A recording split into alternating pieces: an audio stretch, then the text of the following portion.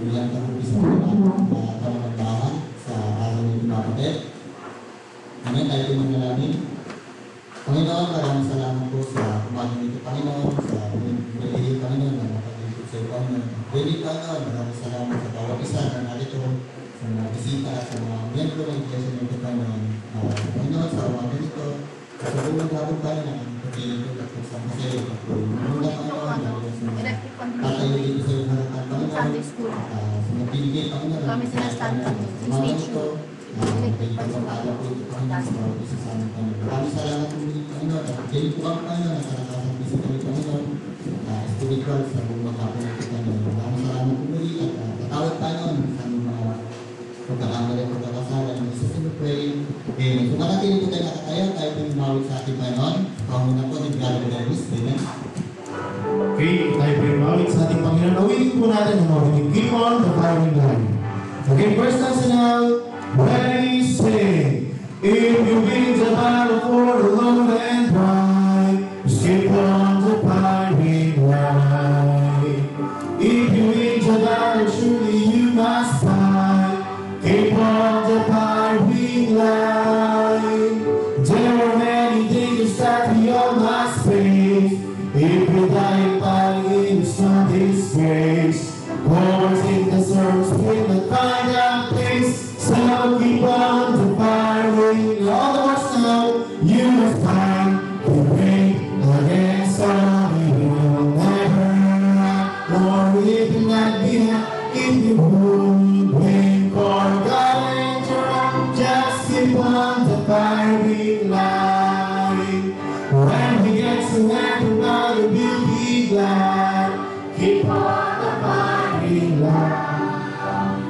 I will praise the Savior for the call we have. Keep on the firing line. When we see the souls that we have had to be, leading them to Jesus from the battlefield. Will the shadow break and we will all march you. So keep on the firing line. All the march now, you must fight. Be brave against all evil. Never run or even at the end. If you would win for God and your right, just keep on the fight. Now slow down. You must fight. Be brave against all evil. Never run or even at the end. If you would win for God and your right, just keep on the firing line. Standing on the promises.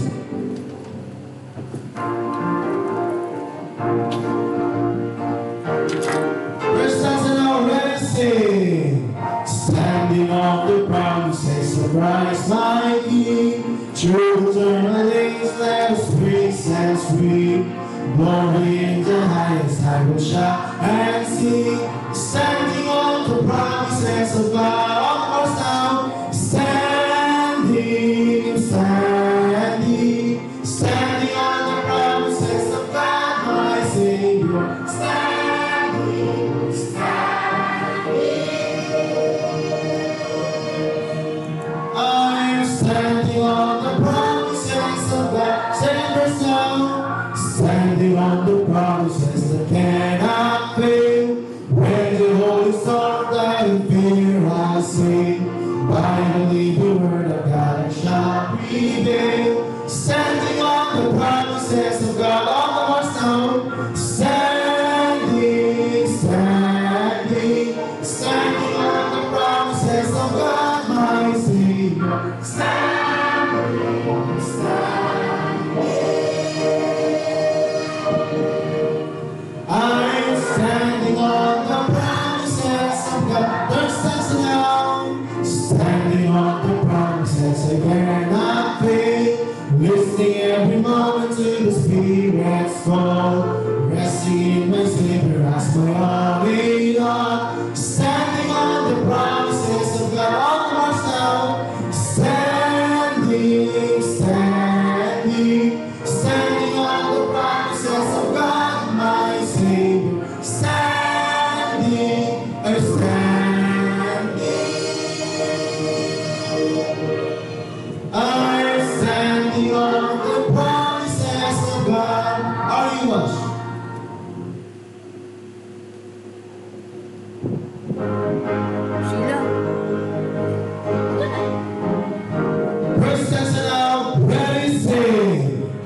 you wait till Jesus born a cleansing? Are you washing the blood of the Lamb? Are you putting trust in His grace this hour? Are you washing the blood of the Lamb? Are you washing the blood in the soul cleansing blood of the Lamb? Are your garments spotless? Are you white as snow? Are you washing the blood of the Lamb? Second verse. Are you walking daily by the Savior's side? Are you washing the blood of the Lamb? Vigorous. Do you rest each moment in the crucified? Are you washing the blood of the Lamb? All glorious. Are you washing the blood in the soul cleansing blood of the Lamb? All your garments spotless, are you white as snow? Are you washing the blood of the Lamb? Lay aside all garments that were stained with sin, and you washing the blood of the Lamb. There's a fountain flowing for the soul and clean. Are you washing the blood of the Lamb? All the more now, are you washing the blood in the soul cleansing blood of the Lamb? Are your garments spotless? Are they white as snow? Are you washing the blood of the Lamb? And amen. Lagi na po tayo mga po at muli magandang umaga po sa ating lahat. Nandito muli tayo sa masayang pananambahan po natin sa buong natin na itong mga kapatid. Siyempre po para po sa ating mga schedule po para sa araw po na to. So siyempre mamayang hapon po yung ating DSW Fellowship at kung may pananambahan din po mamayang hapon po mga kapatid. So bayanan po natin yan lalo na sa ating mga bisita po na narito. No? So patuloy po yan ang ating mga schedule po lalo na sa araw po na ito. Yung mga activities po natin ngayon. Siyempre yung ating pananambahan sa hapon at siyempre meron yung DSW Fellowship mga kapatid. At syempre para po sa ibang mga schedule po sa buong sa linggo, tuloy-tuloy pa rin po ito mga kapatid. Syempre yung ating prayer meeting po mga kapatid na nag-uumpisa po ng alas 6 ng gabi. Wednesday po yan sa mga bisita po natin no, sa umaga nito. At the same time yung ating Friday Challenge Night na nag-uumpisa naman po yan ng alas 6 din po ng gabi mga kapatid. So tuloy-tuloy po natin yung suporta lalo na sa ating mga church member, yung ating mga activities po sa loob po ng isang linggo mga kapatid. At syempre yung ating prayer vigil po, lagi naman po yan, every last Friday of the month.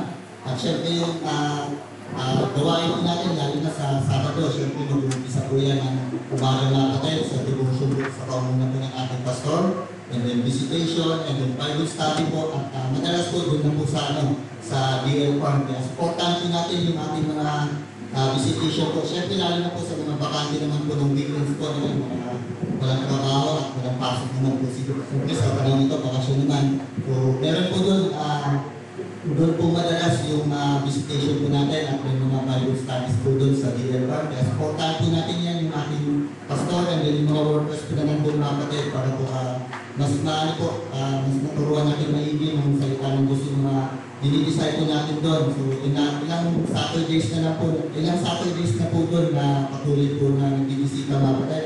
Kaya patuloy po natin yung supportan at siyempre sa atin naman na di naman po masyado makakatulong po tayo sa ibang paraan mga kapatid lalo na sa financial, sa pagkain mga kapatid. Kaya supportan po natin yan yung ating visitation and then Bible study doon po sa DL Farm mga kapatid. At siyempre may mga personal naman tayo dito ng mga prospect, ng mga bisita mga kapatid o yung mga tinatarget natin ng mga kaluluwa natin mga kapatid na mabahagian o naimbitahan natin dito sa church. Tuloy-tuloy rin natin sila imbitahan dito sa ating church na katrabaho na natin yan o mga kaibigan po natin mga kapatid. Amen? At syempre para po mas makakaitin po natin at pagpatuloy po yung ating solving yung mga kapatid. And then syempre yung ating choir practice po, Sabado din po yan ng 5 p.m. mga kapatid. Sa panguna po yung Mr. Dude, sa mga choir members po. Supportan po natin yan yung ating mga gawain natin sa choir mga kapatid. At yung buong Sabado po na yan, maging fruitful po para po every Sunday po, every mga magdala tayo kasama po tayo dito ng mga bisita mga kapatid. Amen? Then syempre para po sa ibang mga gawain naman po mga kapatid, yun nga yung church po doon, yung Bible study po doon sa maraming din mga kapatid. So may mga simultaneous po may program po doon na devotion or worship po doon sa pamuna po ni Brother Angelo. Kaya pag po natin na mas dumami po doon yung mga disciple po doon na magdala sila doon na every Sunday din po na mga galing syempre galing po yan sa mga Bible studies po natin. Syempre simultaneous po yun na may ano po doon, may gawaan po doon, may mananambahan. Kaya supportan po natin yan yung ating mga disciples po doon at sa pamuna po nila Brother Angelo sa pagpapalagana po ng mensahe ng ating Panginoon mga kapatid doon sa Marathon doon mga kapatid. And then yung CBBC DASMA po natin, syempre tuloy-tuloy po yan. Mga ilang teachers po na nasa po doon mga kapatid sa DASMA mga kapatid. And then syempre yung sa iba po natin gawain dito sa church, yung ating first fruit, lalo na sa taong 2025 mga kapatid, pag may mga blessings na po tayo, tuloy na po natin yung ating first fruit mga kapatid. Kung sa gayon, yung makumpleto po natin yung binugol po natin, may mga kanya-kanya naman po tayo amount po dyan o binugol na mapunan natin this 2025 fruit, first fruit, ano yun na po natin yung mga kapatid, ibigay na po natin yan para po. Dahil naman po yan, dito naman nagagamit sa ating gawain mga kapatid. At syempre yung ating fund para po dun sa improvement or sa pagkagagang ayusin po doon sa mas mapalawak po yun yung gawain po dun sa DL Park, dun sa ating mga kapatid. Yung fund po, syempre binibigay po natin yan after ng worship po mga leaders po natin mga kapatid. At syempre yung ibang commitment ko, lalo na sa ilaw at sa tubig, so may mga blessings na po tayo. Bigyan na lang po natin yung blessings for showing po mga kapatid. Para po, syempre sa dagdagan po natin yun. At parte po yan ang ating gawain mga kapatid, yung ating obligasyon po. Parte din po, syempre ng ating paglilipod sa ating Panginoon mga kapatid, lalo na tayo ng mga church members mga kapatid. Amen. So yun po yung ating mga announcement ko. So kung may mga kagagaling announcement po dyan, i-announce na lang po yan ng ating pastor mga kapatid. Mamaya mga kapatid. Amen. So kaya naman po, patiin po natin yung ating mga bisita po sa umaga nito. Amen. So dito po tayo sa room po ng TSW1. Amen. Si brother and si sister po na bilang Sundays na. So amen. So doon sa bisita po natin, kasapagin po natin sila sa pananampalataya mga kapatid. Dito sila umaten sa ating Bible Baptist Church mga kapatid. So dito naman tayo sa room po ng TSW3. Amen. So ngayon sila isa, dalawa. Amen. Yun, so dala po yan ni Brother Rizalito. So amen po yan. So yan po yung bunga ng ating panalangin at the same time yung ating pag-imbita every Saturday mga kapatid sa ating mga Bible studies, mga prospect po natin. So amen. So muli tayong tumayo at tayo po bawal sa ating Panginoon. Ating patingin at sa ngayon bawal sa especially yung ating mga bisita. Ngayon, ladies. Okay, awitin po natin There's a Welcome Here. Kamayan po natin ang bawat isa. Ready now, say, there's a welcome here, there's a welcome here, there's a Christian welcome here, hallelujah, there's a welcome here, there's a welcome here, there's a Christian welcome here. Love it, let us love one another. For love is of God, and everyone will know it is born of God. Knowing God, we will glorify. Knowing that God is for that is God. Beloved, let us love one another. First John 4:7-8. Kanina, nakikita tayo ng tayo bilang pag-aaral ko ng ating pagbabasa ng Biblia mga kapatid. Ating pupunsa in Joshua chapter 22 sa panguna po ni Sister Arden. Amen.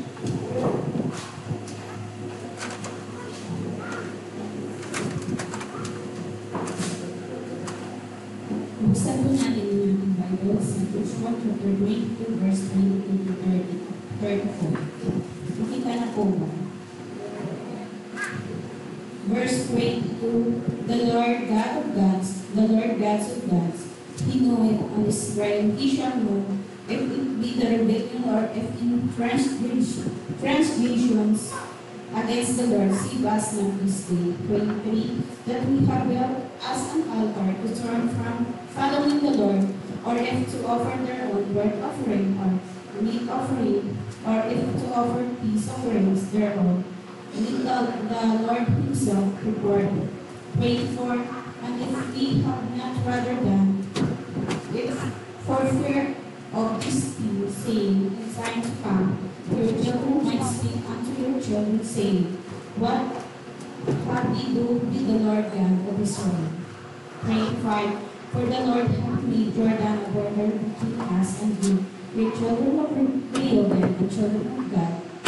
We have no part in the Lord, so shall your children meet our children cease from fearing the Lord. We cease, therefore, we said, let us now prepare to build us an altar, not for burnt offering nor for sacrifice.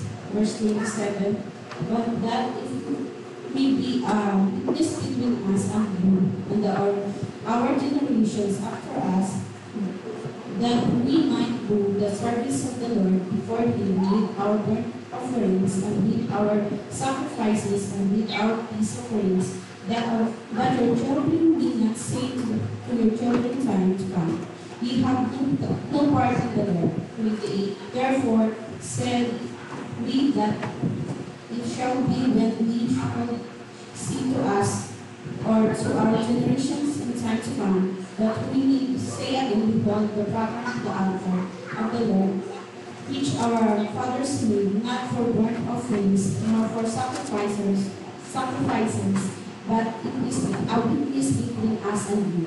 29, God forbid that we should rebel against the Lord and turn this day from the following the Lord to build us an altar for burnt offerings, for meat offerings, or for sacrifices beside the altar of the Lord our God, that is before his tabernacle.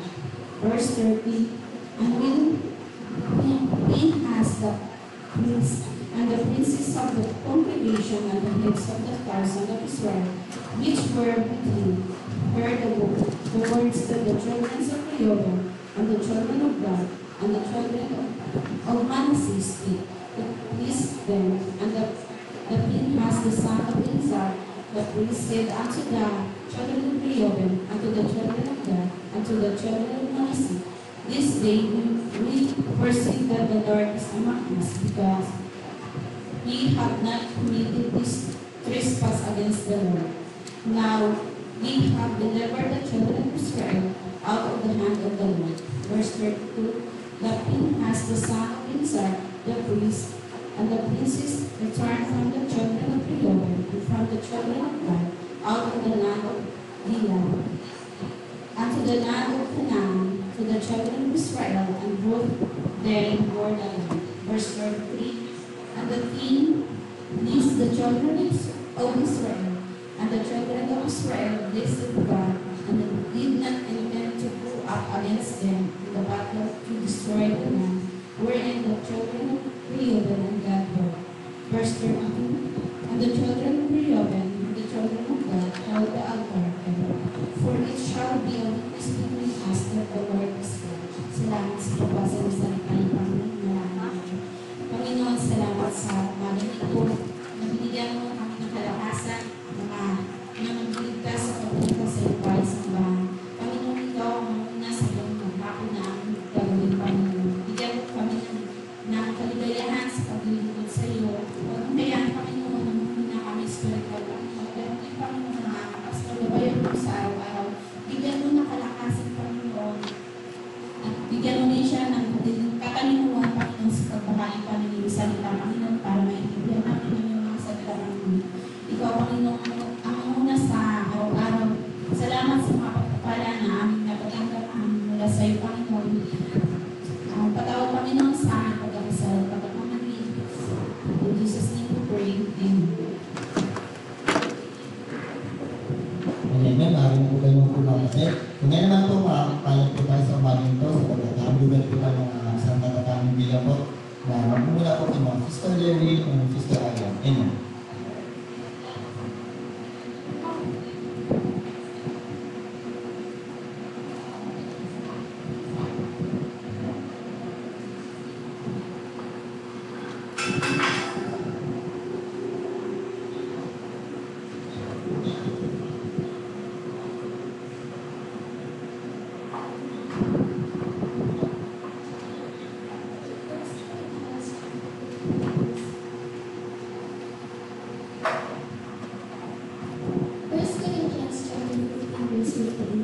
Therefore, my beloved brethren, be steadfast, and above all, always abounding in the work of the Lord, for as much as you know that your labor is not rewarded.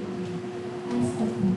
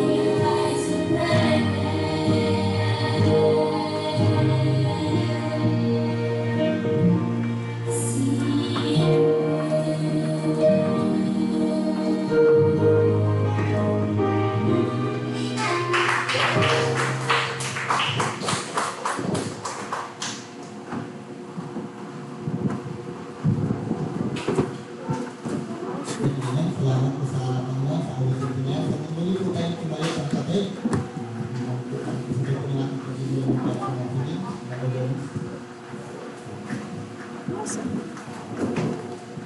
Okay, gamitin po natin ang our best. Natin po tayong offering. Our stanza now, ready, sing. Here we once were strong, in with thy best. For we are strong, that is his best. To them the Lamb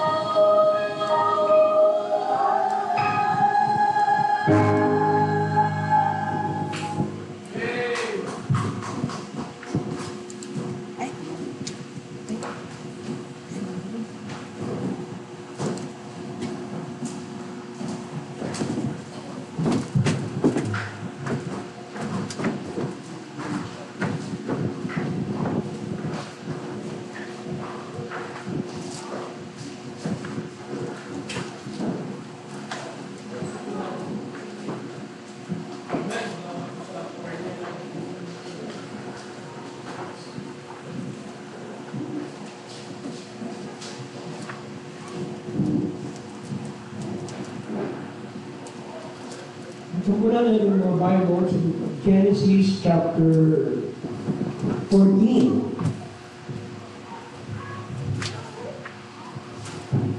Genesis chapter 14, verses 13 hanggang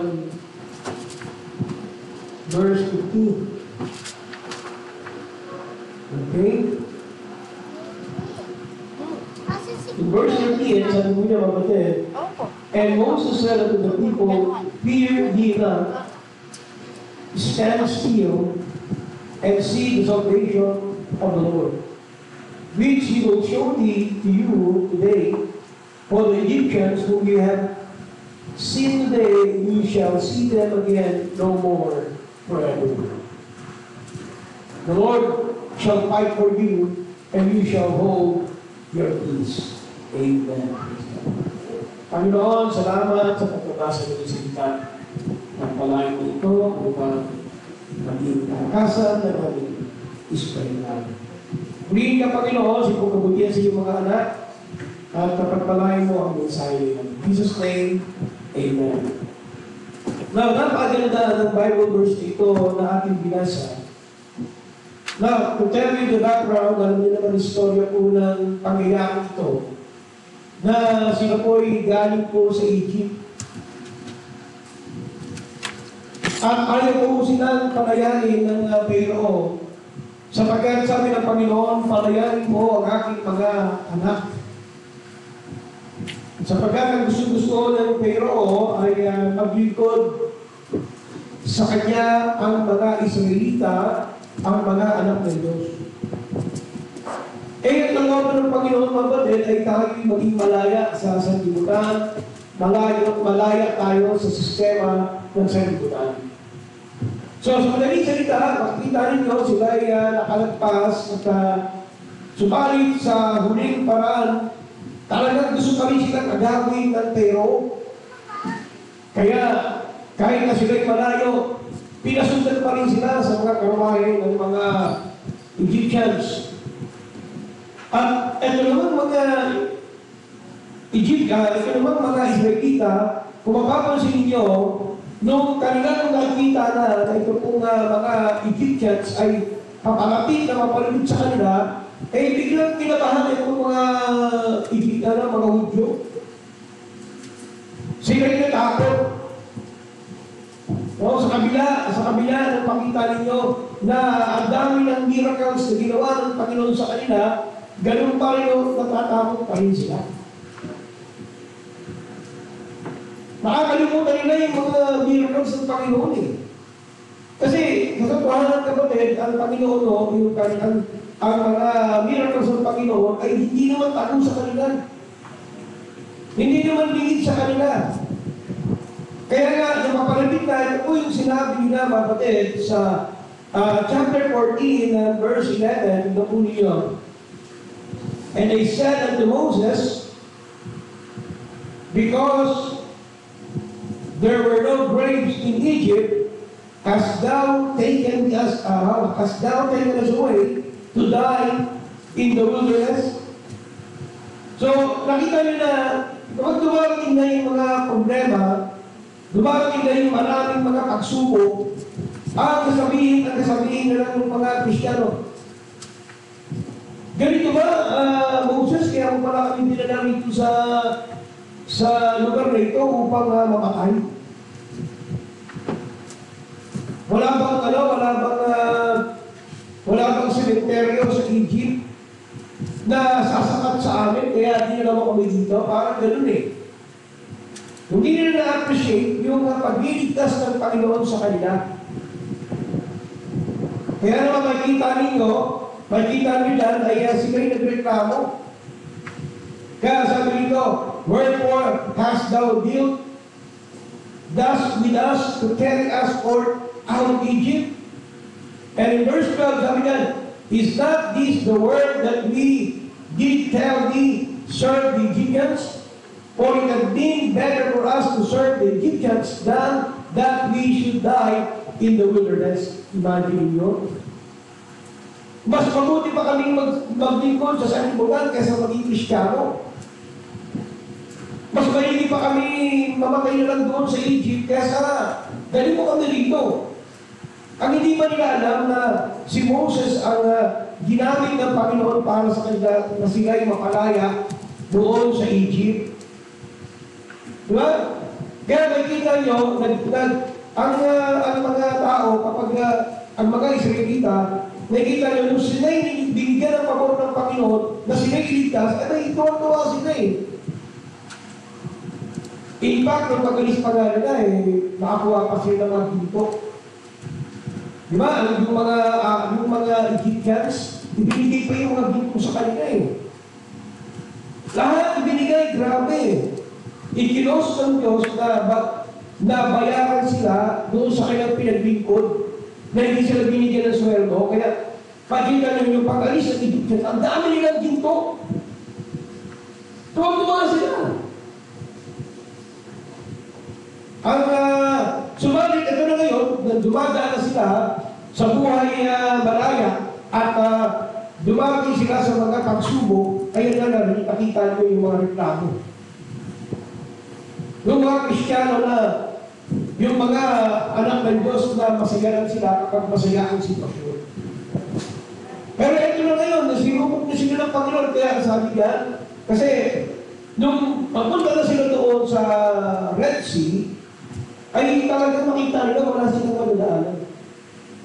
Walang handang barko doon, walang handang bangka, kaya walang silang mapuntahan. Kaminsan kapatid, sa mga pagsubok ng Panginoon sa atin, pinapakita lang niya, pinapadama lang at ginagawa lang ng Panginoon kung paano natin may makita ang miracle ng ating Panginoon. Kasi paano mo mapapatunayan na ang Diyos ay makapangyarihan sa lahat? Di ba? So, we will put into test. We will put into test para makita natin kung gaano siya makapangyarihan. So, sa panahon na yun, kung makikita niyo, corner na sila eh. Pagpunta niya rito sa kabilang lugar, puro bundok. Pag tumingin naman sila sa kanan, puro bundok din. At pag tumingin naman rito sa harapan, isang napakalaking dagat. Pag tumingin naman sila sa likod, nandun na yung mga Egyptians na hanggang pakayin sila. Kaya natalaga sila, ang nakalimutan nila, meron silang kasamang Diyos. Ang nakalimutan ng Israelita, meron silang Diyos na makapangyarihan sa lahat. Kasi ang problema nila hindi yung ordinaryo. Kaya nga tignan ninyo yung statement dito ni Moses. Tignan po sa verse 13. Ano sabi niya? And Moses said unto the people, fear ye not, stand still and see the salvation of the Lord which He will show you today. Amen. For the Egyptians whom you have seen today, ito, alam nyo, ito ang pinakamatindi talaga. Alam nyo, ito, kung titignan nyo, ang sinabi ng Panginoon na itong salita ito. Naging totoo ito. Anong statement nyo? Tignan nyo, you shall see them again no more. Hindi nyo na sila makikita magpakailanman. Grabe yun. Ang ibig sabihin, hindi nyo na makikita kailanman yung mga Egyptians. Na para alipin kayo, na para sakupin kayo. Kaya alam niyo ba, makikita niyo hanggang ngayon. Hanggang ngayon, simula sa tayo ni Moses hanggang ngayon, never na naalipin sila ng mga Egyptian. Grabe yung pangako ng Panginoon. Itong ginawa ng Panginoon sa kanila, ito po'y isang lahat. Wala pa akong nakagawa ng mga ganyan uri ng miracle. May mga magicians gumagawa niya. Na sila David Copperfield, yung angel, nagagawa nila na lumalakad pa sa swimming pool. Pero may daya. May mga daya. Pero wala pa akong gumaya ng pagbuka ng dagat. Dahil pag yung Red Sea, kung titignan ninyo, ay according to the archaeologists po, natuklasan nila yung Red Sea na yan, alam niyo ba ako din, nakakuha dyan ng maraming karwahe na libo. No, nagpapagunay lang, Doon kaya nga alam nyo, kung gusto mo talagang yumaman at may photo ka, at tulad ng ginagawa ng archaeologists, sinundan na nila kung ano mga sinasabi ng Biblia. Makita nyo yung karwahe, makita mo. Pati may mga, kasi ano yung pagkarwahe doon. Ano yan, tangkiyan ngayon eh, mga super power, amor. Kaya ano natuklasan nila yung mga yan, grabe kapatid. Hindi ko ma-pressure. Sa mahal ng mga nakikita ng mga archaeologists, mga archaic facts po. See? Nagpapatunay nga na nangyari kung sa Dead Sea ay talagang totoo. Kaya kayo no, makikita nyo, wala akong makagawa ng ginawa ng ating Panginoon. Ibig sabihin, napaka-imposible. Kahit naman kamukha mo kayo ng yung kanan, hindi kaya gawin. Kahit gaano pa lang napakalakas na hangin, pinakamin nyo kahit yung kanan, ipo kayong tumapagkaroon ba ng pagitan. Kahit siguro, patuwa kami ng... Pero nakikita nyo, dahil po yun, pinagbuka ng ating Panginoon. Wow! May ibig sabihin, sa kabila ng wala na silang malusutan, sa kabila ng wala na silang mahingilan ng tulong, kasi impact ko kapatid, wala akong tutulong sa Israel. Walang bansang tutulong. Walang mga Canaanites o Palestine o anumang bansa, walang tutulong mo sa Israel, magiging niyo mga kapatid. Kaya alam niyo po kapatid ngayon, kahit yung gera ng Israel at ng katabi ng mga bansa, alam niyo, isa kang halos ang tumutulong sa Israel. Ang Amerika. Sapagkat marami pang mga Christian na believer, yung mga ranking officers ay talagang naniniwala pa na kapag tinulungan mo ang Israelites ay pagpapalain ang bansa. Kaya ang Israel, ang Amerika hindi bumibitaw sa ganung pangako ng ating doon sa pagitan nila. Sige ba po? Kahit na pinakamatinding problema na yan, yung buhay na, papakayin sila eh. Papapalinin sila, pero alam nyo, nagawan ng ating Panginoon. Kaya nga sabi yan, see the salvation, ito mo, in verse 14, na po rin. Sabi yan, the Lord shall fight for you. The Lord shall fight for you, and you shall not hold their peace. So, ang Panginoon ay ipagdalaman ka.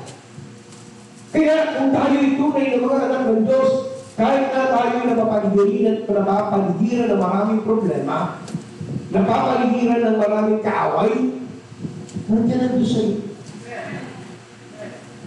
Nandiyan ang Diyos sa'yo. Ano mo, minsan mga Kristiyano, naharap tayo sa problema. Naharap ka sa problema ng ano. Lahat na, you are being bombarded. Pero sabi ng Panginoon, I will fight for you. Now, I give you 6 reasons why you should trust God.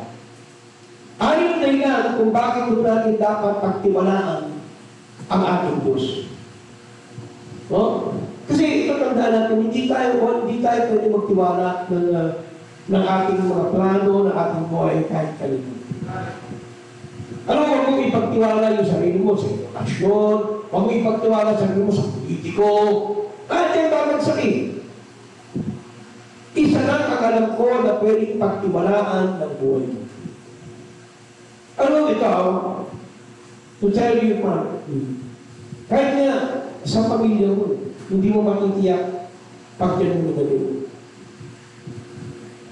Diba, out of thousands of families, ilan ang napabasa? Kahit sa operasyon, operahan ka. Nagkitiwala ka ba sa doktor? Sa Diyos ka muna magtiwala. And then, nakalawa sa doktor. Tanda nyo, ako nga rin nagpa-opera ako ng mata. Out of, sabi niya lang, out of 1,000 operasyon. Merong isa talaga na pumapalta. Oo, pag-opera ka, meron yan isa, out of sa 1,000, meron pa rin 0.001%. E paano kung yung wall na yung tumapat sa'yo? Di ba? Kahit sa galing mo mag-drive ng motor, kahit sa galing mo mag-drive ng e-bike, brad, eh pag-iwan mo ka pa, sanay ka, tanda mo, out of 1,000 na labas mo sa kalye, 1%, 0.01%, may isa, sa 1,000 yan, mapapagdaan. Oo, kaya hindi ka pwede mag-trust sa galing mo. Magtitiwala ka palagi sa kakayanan ng Panginoon. Now, ano kayo na kakayanan? 6 reasons why you should trust God. Number 1. Ito ang magkakata ko. Number 1, He knows you by name. Number 1, bakit ka magtitiwala sa Panginoon? Unang-una, kilala ka niya. Diba alam nyo, pag ibig sabihin, iba kasi ang sitwasyon, pag ikaw yung nakakakilala. Ano ba? Kilala mo si Mayor. Kilala mo si Pacquiao. Kaya tanong, kilala ka ba ni Pacquiao? Kaya sabi nga sa inyo, ay, si Mayor dito, kilala natin. Sikat siya, YouTube, parang kaya yung bagal. Pero ang tanong, kilala ka ba? Mag-delete kami niya naman. Kung manalo si Kiko, hindi ka nga malilibro kahit isang LP. Kasi hindi ka naman ang sa'yo, ang kasiyahan mo na lang, naboto mo siya, nanalo siya, para makagawa ng kabutihan. Pero, sa'yo, pasarili mo talaga, wala kang benefits, kahit kasi, kung hindi ka tagapasik, wala kang beneficio mo. Ang pinaka-beneficio mo lang nasiyahan ka. But the point is, hindi ka kilala. Kaya kung ma-hospital ka, mag-problema ka, hindi ka makakulong. Hindi nga approve yung pangalan mo sa kanya. Para maalala ka niya. Sa 100,000 tao na nakadikit sa kanya, hindi ka niya maaalala. Kaya, mahirap magtiwala sa kanya. Pero, ito, sabi ng Panginoon in Isaiah chapter 43 verse 1. Ano sabi niya? But know, thus saith the Lord that created thee, O Jacob, and he that formed thee, O Israel, fear not, for I have redeemed thee, I have called thee by thy name, thou art mine. Wow. Tayo pa ng mga anak ng Diyos, no, bukod sa anak ng Diyos, siya ang lumikha sa iyo, tandaan ninyo, kilala ka niya, tinatawag ka niya sa iyong pangalan. Ngayon, kagandaan mo, kung ano man yung ipinangalan sa iyo dito, ng nanay mo, ng mga magulang mo ng bata, yan talaga ang pangalan mo forever. Kahit sa dami, yan yung pangalan mo. Tatawagin ka sa pangalan mo, Venus. Tatawagin ka sa pangalan mo, Alvarez. Kilala ka niya. So, ibig sabihin, pag kilala ka, alam niyo naman, pag kilala ka, ibig sabihin, alam ng Diyos kung ano ang nangyayari sa iyo. Alam ng Diyos ang best na dapat niyang ibigay sa iyo. Pero kilala ka, at kapag tinawag mo siya, bibigyan mo siya. Di ba? Bibigyan ka niya pag tinawag mo siya. Sapagat alam niya ang lahat ng bagay sa iyo. Yun ang kagandahan. He knows you by name. Eh, mahirap po yun. Mahirap po na magtiwala sa isang tao na hindi ka naman kilala. Kaya ba, kahit sa personal na buhay natin, kapag kayo ba ay nakakita ng isang tao, pakitiwalaan mo na agad. Kahit sa lahat ng bagay. Pero ito, ang Panginoon ko matagal, wala ka pa, hindi ka pa sinisita, kilala ka niya.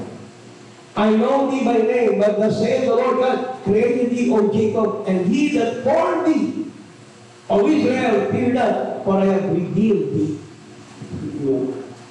Niligtas ka ng Panginoon at tinawag ka niya sa iyong pangalan. Kaya alam nyo, sabi nga ng Bible, diba, ang ibig sabihin ng iglesia, ng church, called out assembly. Kaya tayo ngayon nandito sa iglesia ng Panginoon, tinawag ka ng Panginoon.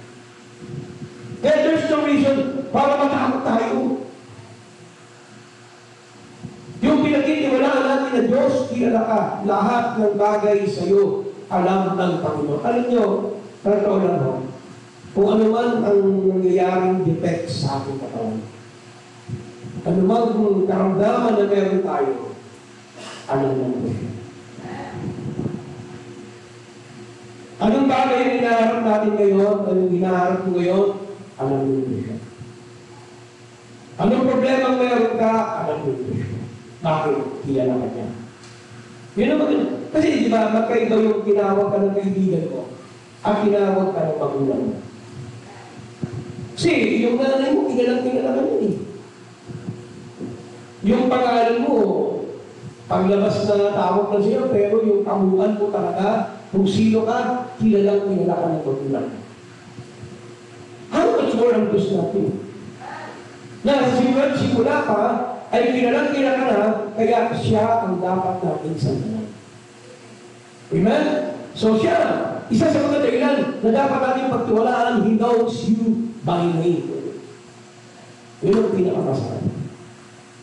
And then number 2, mga kapatid, 6 reasons why we should trust God. Number 2 is that He will fight for you. Ano ba? Ito, mahirap, kapatid. May mga tao na akala mo paglalaban ka, tapos sa huli pinagalitan. Kahit sa lugar, kahit sa politika, minsan na akala mo best friend ko eh. Diba? Best friend mo, yung pala, siya pala ang bumangat sa iyo. Kasi akala mo lang eh. Ito, kahit nga, di ba, minsan kahit tayo sa school, kahit nga tayo, akala mo kapatid mo, ipaglalaban ka. Yung pala, yung kapatid mo mismo, yun ang sumisira sa iyo.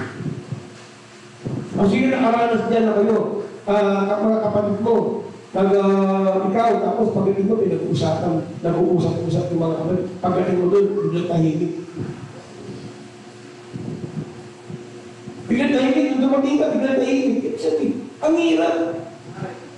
Ang hirap mga mag-grade ka. Di ba kahit sa labanan? Bawa, may isang grupo ng ganito, sasama sa iyo pagkalaban mo. Meron nga kaming natuklasan eh. Simple lang nasa mga bagay na laro. Ano na ito miski sa, nangyayari ito kahit sa basketball, sa bilyar, sa lahat ng labanan, kahit sa sugat. Alam mo sa bilyar, nag-alaro yan, hindi mo alam na yung ikaw, bawa, tiwala ka sa bata mo. May kalaban. So, pupustahan mo yan eh. Pero hindi mo alam, yung bata mo, nakipag-ugnayan sa kanila. Bakit? Nakapatala mo yung laban natin. Tirahin mo yung amo ko. Kaya dyan nagkakaroon ng patayan eh. Kasi yung betrayal, minsan may ginupustahan dyan. Kasi ako yung mga bilyar ko, may manager po yun. May mga manager po yan na akala nyo lang sila naglalaro, pero yung nasa likod yan, yung mga nakaupo, yan ang may pustahan na malalaki. Para sige, 1 milyon. Meron yung tinawag na raise to 10. Pero sa bawat laro yan, may pustahan yan. Diyan nagkakabitreyan. Nakala mo, yung bata mo, yung palo-palo sa iyo, yung pala, ginanagyan ka. Eh, pagkatapos ang laban niya, boss, palo pa yun. Talagang malas na yun, boss. Pagkatapos niya mag-usap, pupunta yan doon kung saan sila makikita ng lugar para mabigay mo pa sa iyo. Napakasakit niya, hindi naman pinakamasakit sa lahat. Betrayal. Kahit saan, di ba? Kahit nga, sa akin naman, alam mo yung asawa mo, tapat sa iyo, di ba na? Meron ka lang iba eh. Di ba, napakasakit yung mga dalawang tuloy ng betrayal.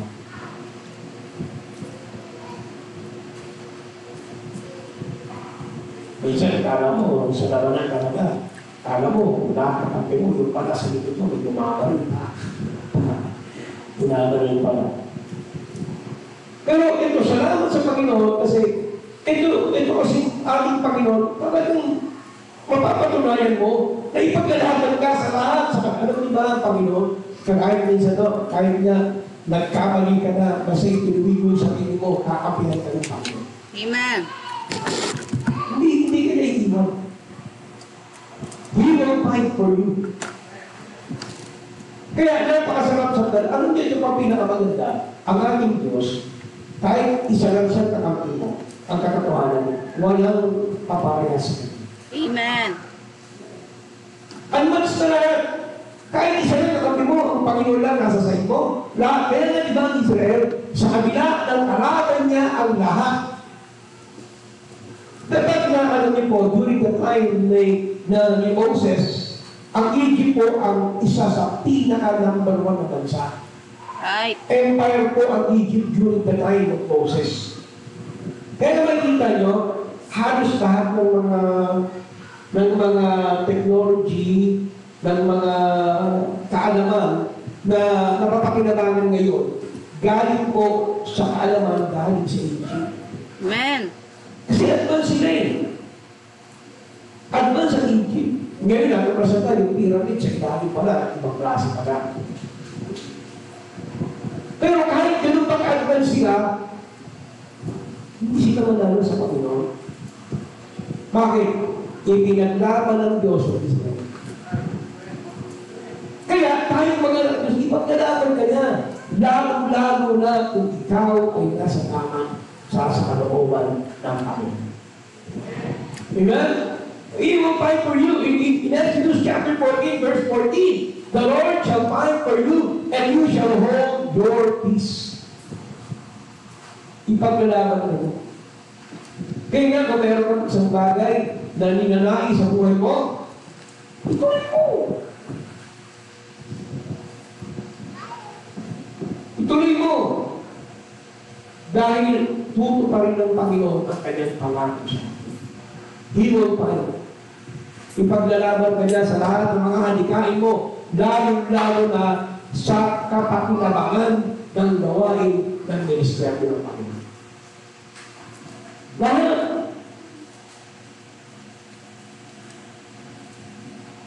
the Lord shall fight for you and you shall hold your peace. Ha? Sabihin, wala ka na alalahanin. Magiging mapayapa ka sapagkat alam mo kung ano man ang nangyayari ay idadaan ng Panginoon yan. Kasi buhay natin sa hinaharap, huwag ka matakot. Maraming tao natatakot sa kanyang kinabukasan. Kung iyan ay pinagkatiwala mo sa Panginoon. Kasi kahit ka magulang, wala tayong kakayanan sa kinabukasan ng ating mga anak. Yan ang tandaan mo. Maraming mga magulang, binigay na yung best anak nila, pinaaral na, pero nagdanin yun, naging wardi-wardi pa ng buhay. Bakit? Wala tayong kakayanan yan. Pero kung ipinagkatiwala mo sa Panginoon siya, at siya mismo rin magtitiwala sa Panginoon, so magkakaroon ng mali ng common denominator eh. Pero ikaw, nakitiwala ka sa Panginoon, tapos yung naman pinag-ipay mo, ayaw naman magtiwala, wala. Responsibility yan. Problema na yun.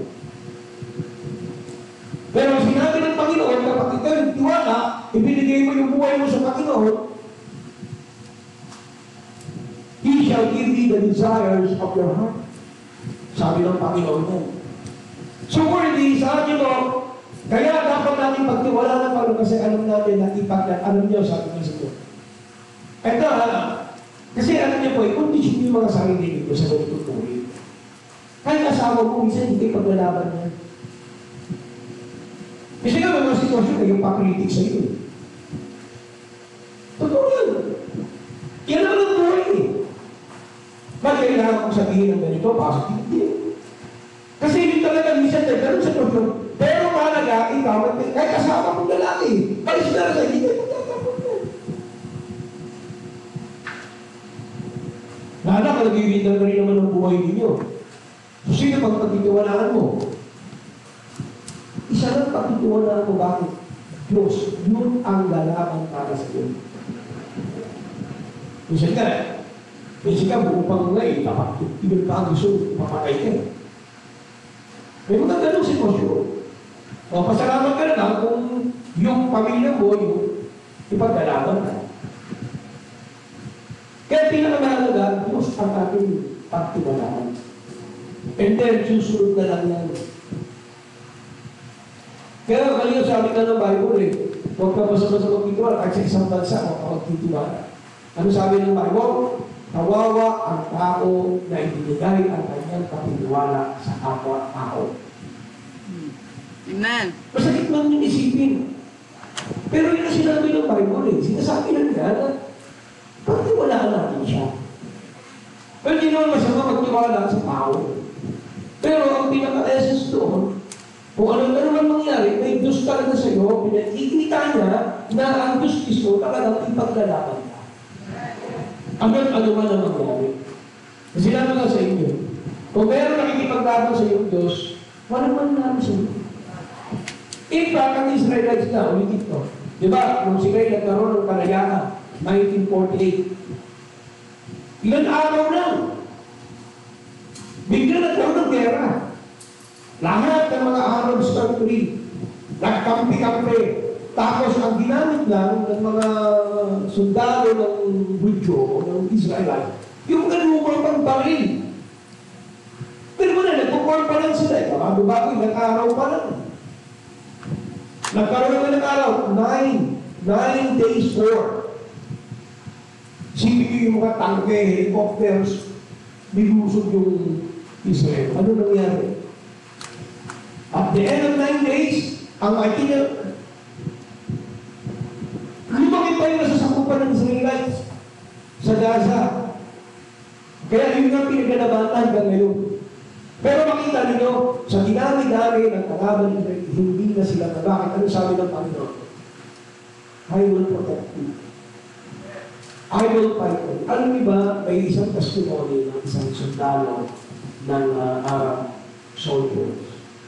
Nung lumipad kasi nakapamahok siya. Tapos sila isipin niya naman, 75,000 soldiers na nakapaito sa kanila. Tapos may mga helicopters. Nung pagkakataon po nung sundalo yun, testimony, nagulat sila doon sa Israel, nagulat na ang nakikita niya, napakarami ng helicopters. Nakapaikot sa sila. Kaya, tumatras sila. Tsaka nagtataka sila ang mga aeroplano nila, ang helicopters nila, bumabagsak. Bumabagsak na wala namang tumitila. Nangyari na yan di ba? Yung panahon sa Syria, yung ginamit ng Panginoon, isang angel lang, na pumatay ng 180,000 soldiers sa isang araw, isang Amerika lang ginamit. He will fight for you, sabi ng Panginoon. Kaya sa lahat ng bagay sa buhay natin, meron tayong Diyos na nakakasigurado tayo na lalaban para sa atin.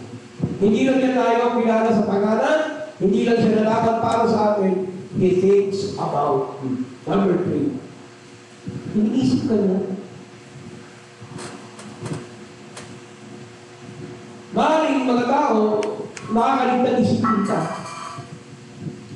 Kasi meron din talagang moment na nakakalimutan ka ng tao.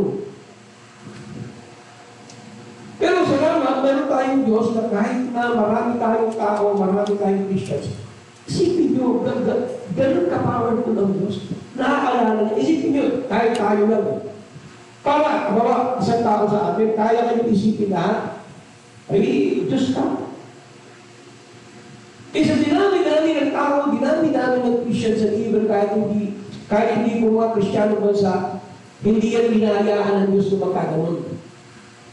Pero inaalala niya, pero pinakamaganda doon, directly iniisip ka niya, He thinks about you. He thinks about us. Ano sabi niya? In Psalm chapter 139, verse 17, ano sabi niya? How precious also are thy thoughts. See? Unto me. Gano'ng madalisay ang pag-iisip ng Panginoon para sa iyo. Alam mo, pinakamaganda. Maraming tao pwedeng pag-isipan ka ng masama. Pwede kang i-trap, pwede kang i-ambush, pwede kang gawan ng masama, pwede kang mag-invent ng masama. Alam mo minsan, kahit yung igit lang, yan ang igit kung bakit yung mga magkakaibigan nasisira. Pag naigit na sa iyo, isipan ka ng masama. Pero salamat, merong Diyos na katangi-tangi na hindi mag-iisip sa iyo ng masama. Wala siyang inisip sa atin kundi kabutihan. Kaya nga, how precious it. Kaya sabi ko sa atin kami, meron bang Diyos na mag-iisip sa iyo ng masama? Meron bang Diyos na anak kanya, hahayaan niyang maging dapakabuhan mo? Meron bang Diyos na doon sa mabuti niyang anak, mahayaan kanyang maging pulili? Hayaan ba ng Diyos na maging forever kang nangangailangan? Ako hindi ako naniniwala. Meron, once upon a time, pwede, may mga panahon na talagang araw-araw mayroon tayo kasabihin, isang kahit isang pa. Lalo kung wala kang Panginoon sa buhay. Kung magtatrabaho mo yun, sa trabaho mo, pag uwi mo sa bahay, yung pinaka-boundary mo, isang tukala, tapos bukas, tukaka na naman, isang kahit na naman. Tapos pag uwi mo, nagtitrabaho ka, pero walang natitira sa mga pinagtitrabaho. Kung baga walang sobra, kaya di ba ngayon, katulad niyo, kung binipende lang talaga tayo sa minimum wage. At wala tayong ibang salita. Bawa, magkano minimum wage, hindi mo na 600. Kung 600 na yan, meron kang pamilya na 4, 3. Wala naman, ang ganda mo, sobrang kain lang yun. Hindi makakapunta ng Jollibee. Hindi mo, pag isang pamilya ngayon, sumusweldo ka ng 600, tapos yung the rest para trabaho. Sabihin ko sa iyo, isang araw lang yung pagkain mo. Kasi hindi ka kasya din 4 kayo. 4 kayo, o 5 na, sabihin mo. Ang sweldo mo sa hindi kasya, bakit? Magkano umagahan? Umagahan, 5 kayo. Tapos paghari. Eh kung talaga mo palang merienda, siguro, kung ang ulam nyo, noodles. Noodles ng bata, noodles talaga, noodles talaga. Ang hirap. Pero ako naniniwala, kung ikaw ay may Panginoon, unti-unti dahil tagal. Hindi hayaan ng Diyos na maging dapa ang kanyang mga. Why? He thinks about you. Kasi pag sabihin, pag inaalala ka, katulad yan, kamusta na kaya yung mga kamusta na kayo dyan? May makain na kayo. Eh, isipin mo nga, kahit na aso, sabihin ko nga, hindi mawala yung aso sa kanyang outside. Yung aso na nga lang, dapat patayin na yan. Pero iniisip mo pa sila, yung mga pusa. Pero isipan mo pa yan sa matutulog. Mga pusa na nga lang yan. May kulungan pa, may diaper pa. Diba may magiging aso? He thinks about it. How much more tayo na mga alaga mismo ng Diyos? Depende sa nag-aalaga sa iyo. Kaya nga ito, halimbawa, kung ginawa po tayo ng degrade ng sitwasyon. Halimbawa, yung mga nasa squatter, meron siyang pusa. Paano niya itin yung pusa? Kahit na mahal yung pusa niya. Kahit mahal mo yung pusa mo, kung pag-iisip mo yun, ang ganun lang talaga tayo. Kasi yung pera eh. How much more? Halimbawa, yung Forbes ang nag-aalaga siya. Kaya sa Pamilyas, Makati, may pusa. So, isip mo, paano niya inalala yung pusa? Siguro, bibili ng cat food. Eh, pag mahirap na mga tinig na tinirahan ng mga pinagtirahan ng tilapia, kaya naggalumbong. Pagkasyahin mo na yan. Pero pag may naman nag-isip, ay, pambiro, may cat. Pagkain pa, may cat. Takas pa yan. Tapos, may veterinarian pa. Tapos, pag-ibigin pa yung pusa, pag namatay yung pusa, tsaka aso, abay, may gurul pa. Pabiro, may mga pusa, may mga aso pag narating doon, mga kapitbahay ng mga aso, nagbuburol din. Tapos may kabahang pa. Sosyal. Ganun sila mag-isip.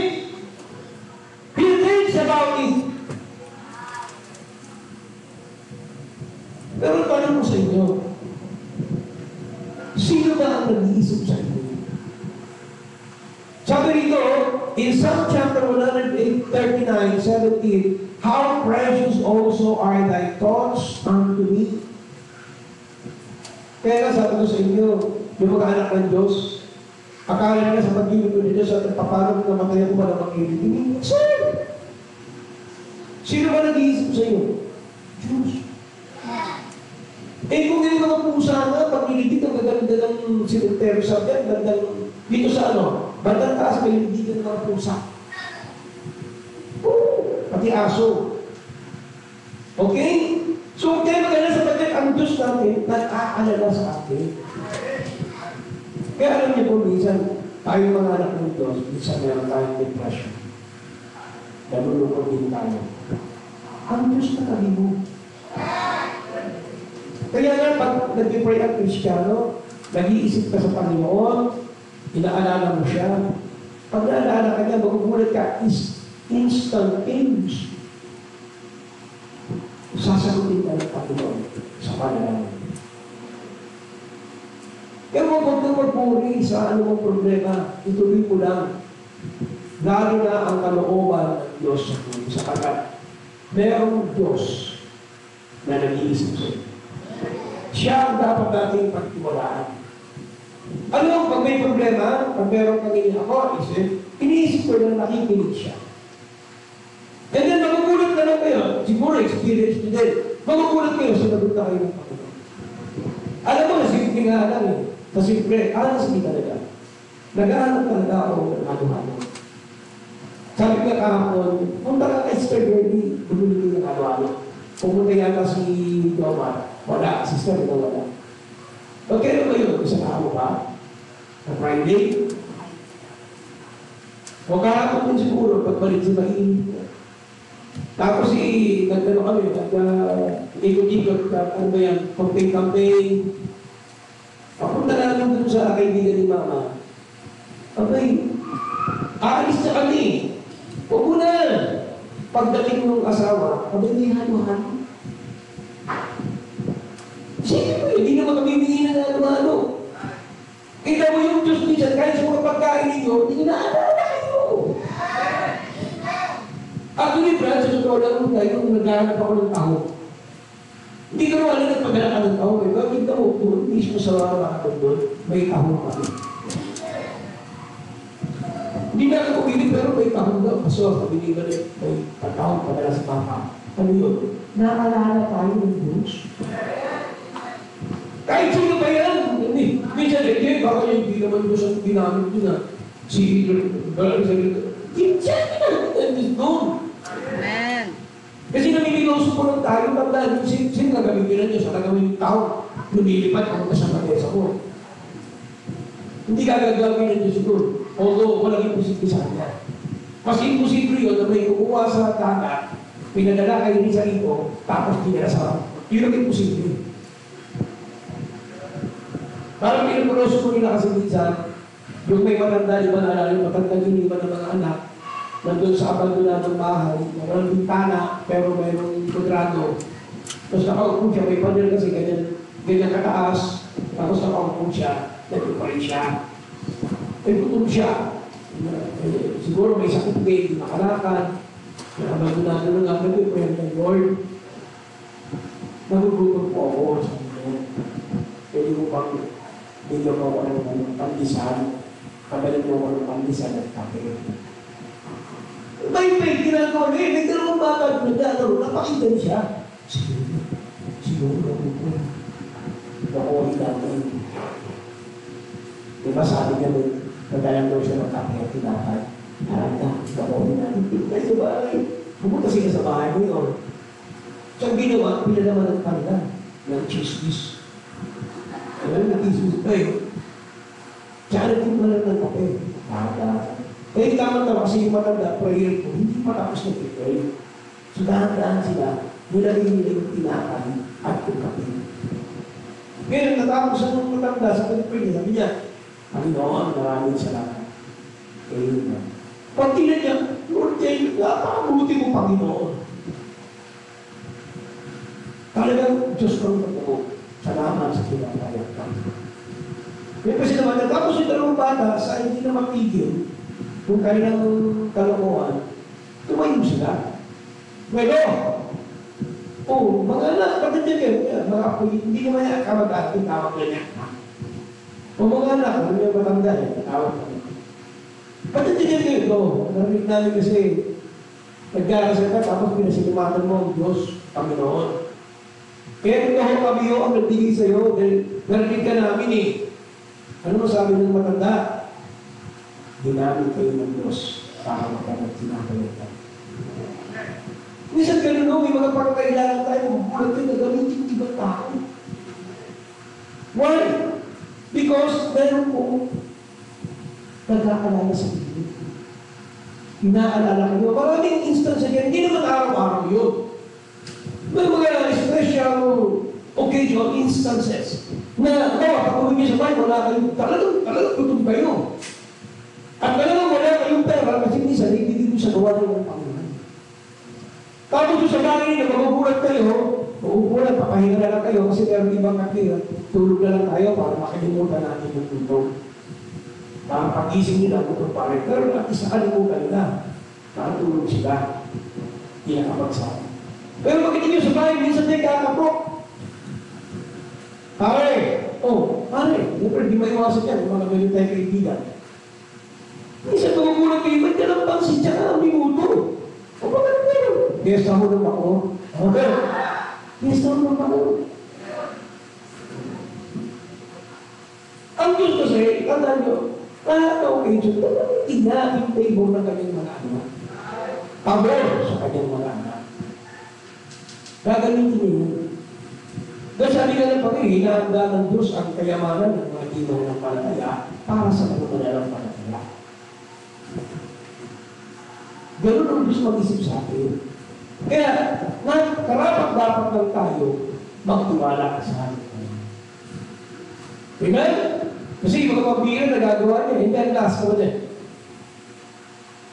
Last 6 reasons why we should trust God. Ang nangyari tatlo. He has plans. May plano ang Diyos sa atin. Sabi na siya ba minsan ang plano natin pumapalpak. Pero yung plano ng Diyos, hindi ang papalpak.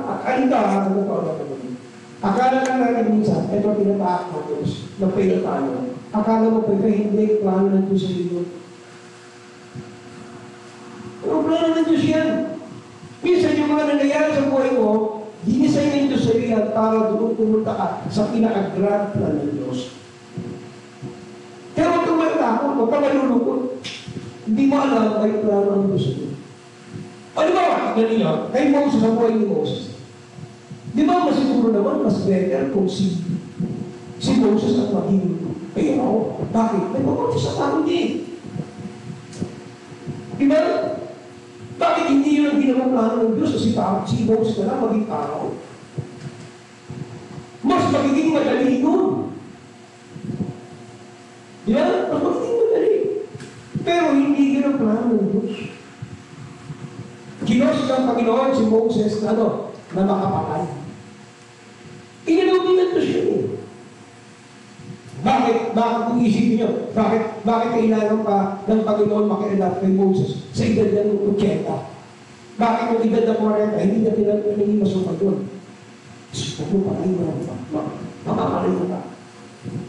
Pwede naman mapakita ang Panginoon kay Moses doon edad tayo. O naman, napakita, mali lang pinabalak mo. Eh bakit kayo ngayon, nagpakita ang Panginoon? Kasi plano rin ang Panginoon doon na si Moses, mag-ibang bayan. Kaya ang Diyos, kung ano man yan, ginagalit ay plano ang Panginoon sa atin. Tayo, hindi natin kasi makita yun. Ang ating lang kasi, ang sinasabi na, pagtiwalaan mo ang Diyos sa mga plano mo. Ang ating lang gawin lang natin yung pag-araw, yung everyday. Every week. Every month. Kung ano yung ating ginagawa, ituloy lang natin sa atin.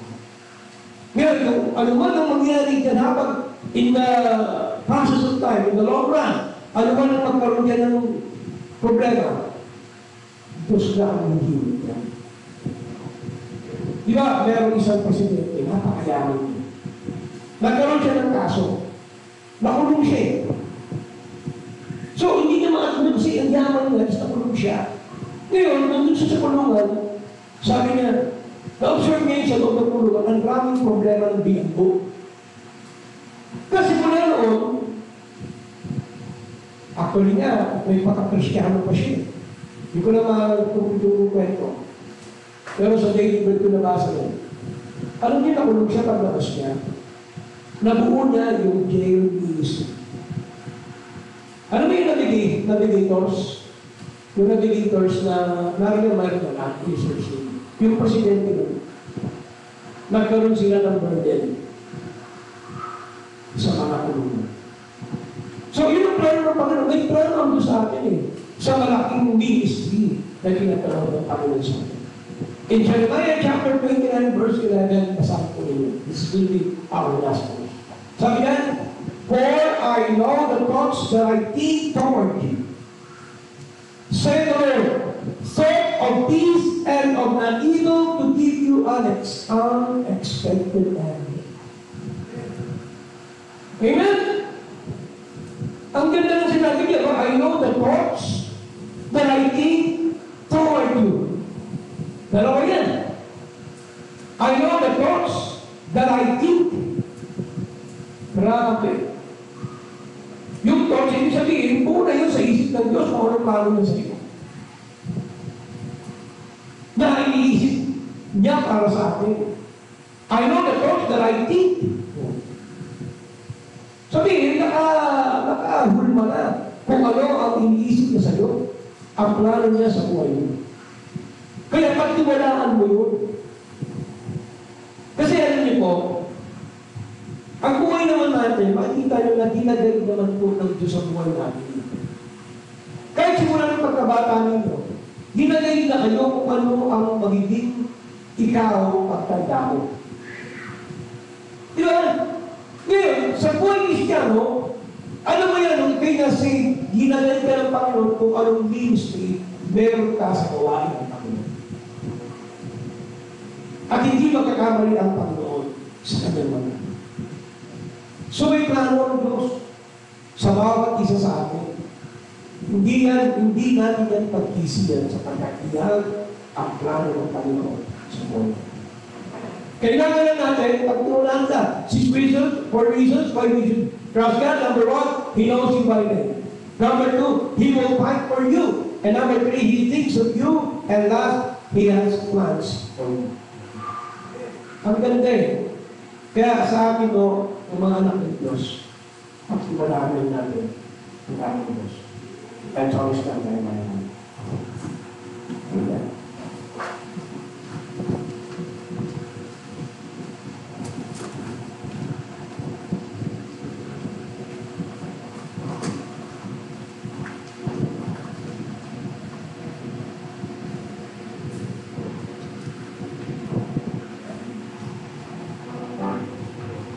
Amen. Jesus saves.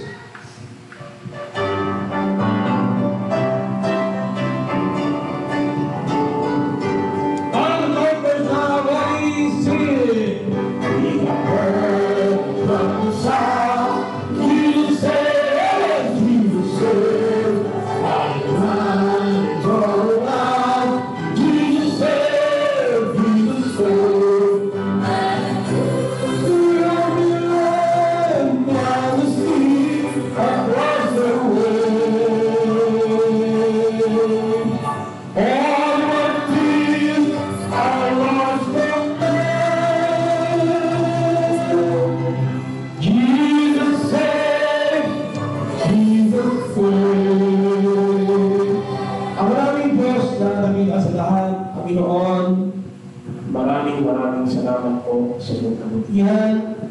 Salamat sa iyong mga anak, patuloy mong pagpalain at pagtagumpayin kami, Panginoon, sa buong araw ng aming pagsamba.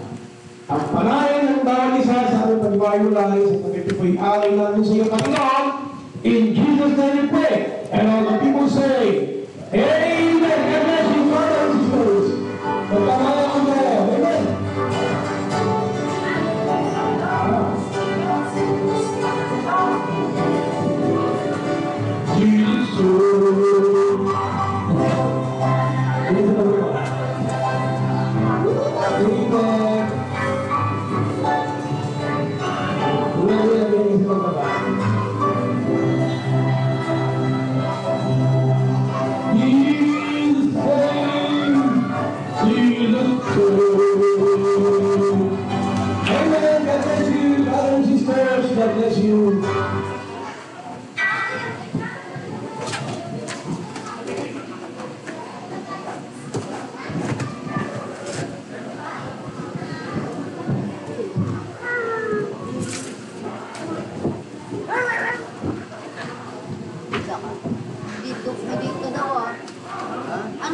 talaga? Natagaw ko yun eh, final na.